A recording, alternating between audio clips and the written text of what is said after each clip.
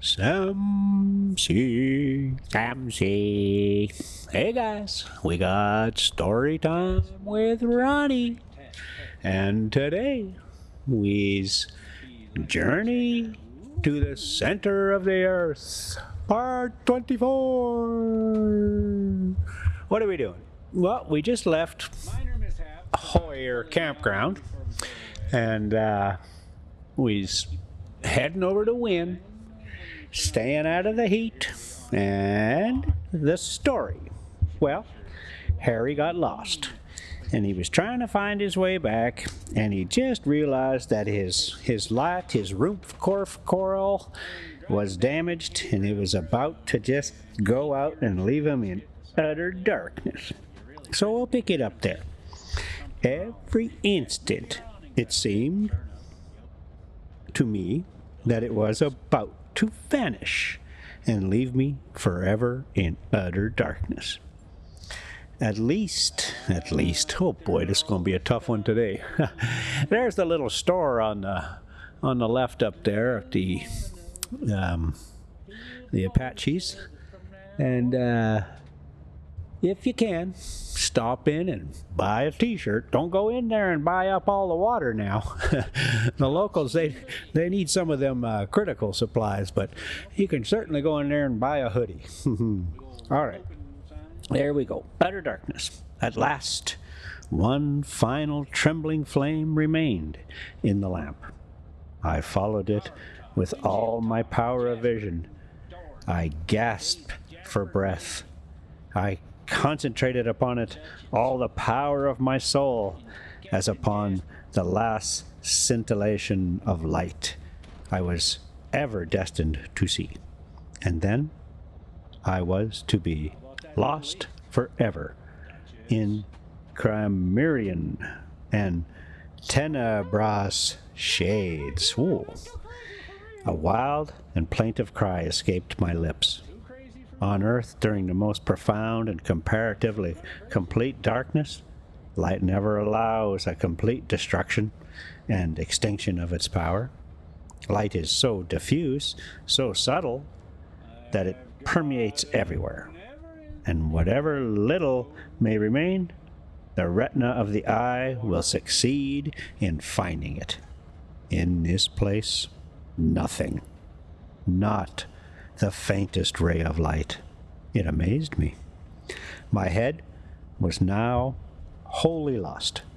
I raised my arms, trying the effects of the feeling in getting... What now? What now? I raised my arms, trying the effects of the feeling in getting against the cold stone wall. It was painful in the extreme. Madness must have taken possession of me. I knew not what I did.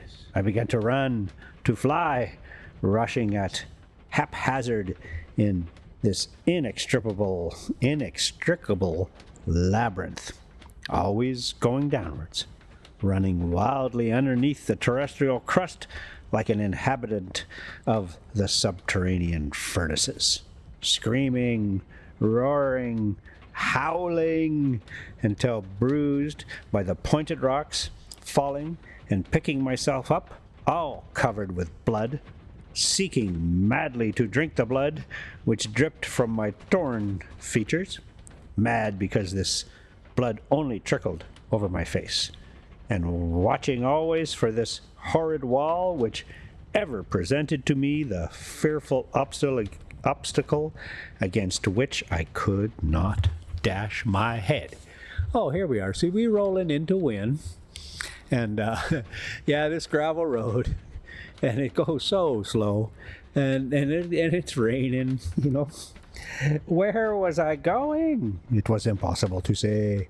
I was perfectly ignorant of the matter. Several hours passed in this way. After a long time, having utterly exhausted my strength, I fell, a heavy inert mass, along the side of the tunnel, and lost all consciousness of existence. Oh boy, poor Harry. That's the end of chapter 24. Well, let's boogie on to chapter 25. Oh boy. the Whispering Gallery. When at last I came back to a sense of life and being, my face was wet. But wet, as I soon knew, with tears. How long this state of insensibility lasted, it is quite impossible for me now to say. I had no means left I had no means left to me of taking any account of time. Never, since the creation of the world, had such a solitude as mine existed. I was completely abandoned. After my fall, I lost much blood. I felt myself flooded with the life-giving liquid. My first sensation was perhaps a natural one. Why? Was I not dead? Because I was alive. There was something left to it. There was something left to do. I tried to make up my mind to think no longer. As far as I was able, I drove away any ideas. And, utterly overcome by pain and grief, I crouched against the granite wall. I just commenced to feel the fainting coming on again, and the sensation that was the last struggle before complete annihilation, when, on a sudden, a violent uproar reached my ears. It had some resemblance to the prolonged rumbling voice of thunder, and I clearly distinguished sonorous, no, that ain't right, sonorous voices, lost one after the other, in the distant depths of the gulf. Whence came these noise? Naturally, it was to be supposed from the new phenomena which was taking place in the bosom of the solid mass of Mother Earth, the explosion of some gaseous vapors, or the fall of some solid of the granite or other rock. Again I listened with deep attention. I was extremely anxious to hear if this strange and inexplicable sound was likely to be renewed. A whole quarter of an hour elapsed in painful expectation. Deep and solemn silence reigned in the tunnel, so still that I could hear the beatings of my own heart. I waited, with a strange kind of hopelessness. Suddenly my ear, which leant accidentally against the wall, appeared to catch, as it were, the faintest echo of a sound. I thought that I had heard vague, incoherent, and distant voices. I quivered all over with excitement and hope. It must be a hallucination, I cried. It cannot be. It is not true. But no. By listening more attentively, I really did convince myself that what I heard was truly the sound of human voices. To make any meaning out of the sound, however, was beyond my power. I was too weak even to hear distinctly. Still, it was a positive fact that someone was speaking. Of that, I was quite certain. Let's just take a look at this little... Oh yeah, we coming through the host area. And that's pretty funny today. I get in there, and I forget to turn off the camera, so it's running the whole time while I'm leveling and pulling out the slides. And then I think I sit down and grab something to eat. And, all of these things happening before we even get in there, or before I turn the camera off. But I don't make you go through it all. That's for sure. All right. Of that, I was quite certain. There was a moment of fear. A dread fell upon my soul that it might be my own words brought back to me by a distant echo. Perhaps, without knowing it, I might have been crying aloud. I resolutely closed my lips and once more placed my ear to the huge granite wall. Yes, For certain, it was in truth the sound of human voices. I now, by the exercise of great determination, dragged myself along the sides of the cavern until I reached a point where I could hear more distinctly. But though I could not detect the sound, I could only make out uncertain, strange, and incomprehensible words. They reached my ear as if they had been spoken in a low tone, murmured, as it were, far off. At last, I made out the word forloriad, repeated several times, in a tone betokening great mental anguish and sorrow. Forlorad. What could this word mean? And who was speaking it? It must be either my uncle or the guide Hans. If, therefore, I could hear them, they must surely be able to hear me. "Help!" I cried at the top of my voice. "Help!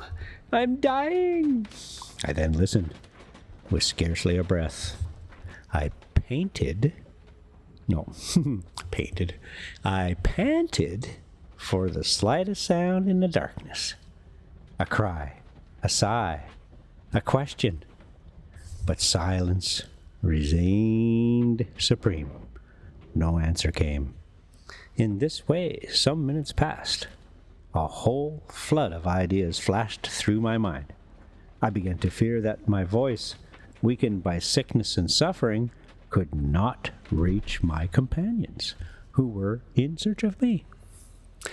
"Okay, there's our spot. I see us turning in." "Well, we'll get set up in here." It must be them," I cried.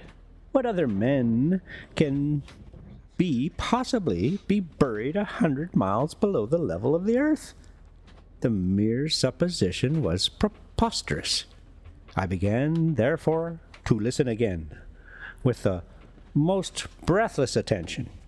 As I moved my ears along the side of the place I was in, I found a mathematical point, as it were, where the voices appeared to attain their maximum intensity. The word forlorad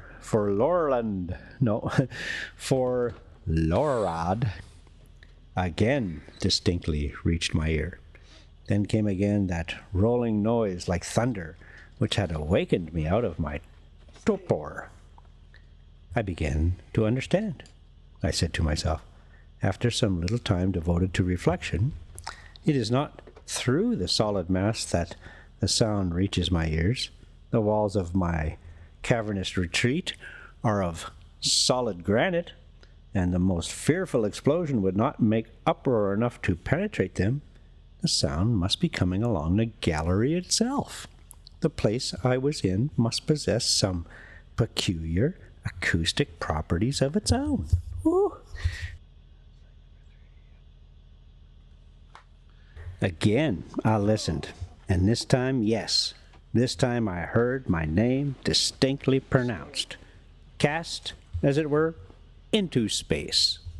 It was my uncle, the professor, who was speaking. He was in conversation with the guide, and the word which had so often reached my ears, forlorad, was a Danish expression. Then I understood it all. Let's see, how much we got left? I see we're parked, and we're just sitting here doing absolutely nothing. We get it. Let me just find a better spot here. Was a Danish word. Then I understood it all. In order to make myself heard, I too must speak as it were along the side of the gallery, which would carry the sound of my voice, just as the wire carries electric fluid from point to point. But there was no time to lose. If my companions were only to remove a few feet from where they stood, the acoustic effect would be over. My whispering gallery would be destroyed. I again, therefore, crawled toward the wall and said, as clearly and distinctly as I could, "Uncle Hardwig." I then awaited a reply. Sound does not possess the property of traveling with such extreme rapidity. Besides, the density of the air in that depth from light and motion was very far from adding to the rapidity of the circulation. Several seconds elapsed, which to my excited imagination appeared ages, and these words reached my eager ears and moved my wildly beating heart. "Harry, my boy, is that you?" Woo-wee. All right, guys, let's put a pin in it right there, boy. We excited now. I think they're going to find Harry. Okay, guys, we'll just call it quits right there because it's a beautiful day. It's raining out. Sam C, thank you so much for coming along. And we'll just give you with a few seconds of the big old Rosie to maintain an equilibrium. Okay, Rosie, you do your thing. You do your thing, you big girl.